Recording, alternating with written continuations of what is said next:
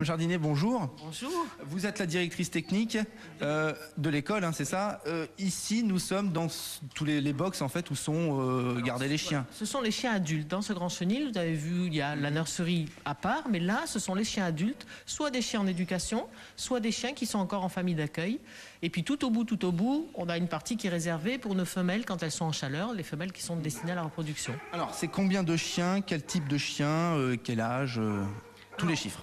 La majorité des chiens, ce sont des labradors. Mais nous avons aussi du berger allemand, quelques races comme le flatcoat ou le golden retriever à part.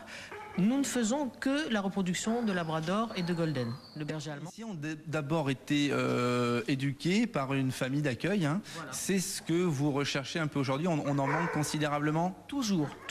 On a à peu près une centaine de bénévoles qui aident l'association parce qu'il faut placer, il y a les reproductrices, les reproducteurs, mais surtout les chiots de 2 mois à 1 an et demi, grosso modo, puisqu'on essaye de remettre le chien entre 1 an et demi et 2 ans en non-voyant.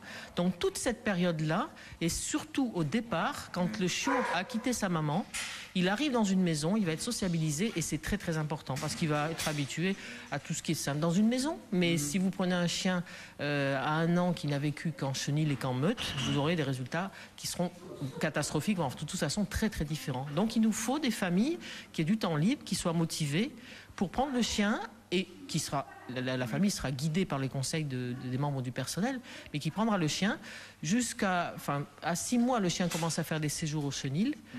Au début, c'est des visites. Les personnes que vous allez voir tout à l'heure, Caroline, Florine, Maria, Marie-Claire, vont en ville, donnent des conseils. Après, le chien, 6 mois, fait des petits séjours chenil. Et quand, autour d'1 an, il rentre en éducation, il fera... Justement, pour adopter un chien, quels sont-ils? Il faut un jardin, j'imagine, du temps libre? Non, pas forcément. Je vais vous dire une chose, en Suisse, ils interdisent les jardins parce qu'ils veulent des chiens bien éduqués pour faire les besoins dans le caniveau. Donc non, on accepte appartement. Il y a des non-voyants qui vivent dans des villes ou en appartement. Donc si le chien est habitué à être sage en appartement, à faire ses besoins en laisse dans le caniveau, c'est un plus. C'est plus compliqué pour la famille, pour acquérir la propreté. Ils ont plus de mérite que le jardin, on ouvre la porte.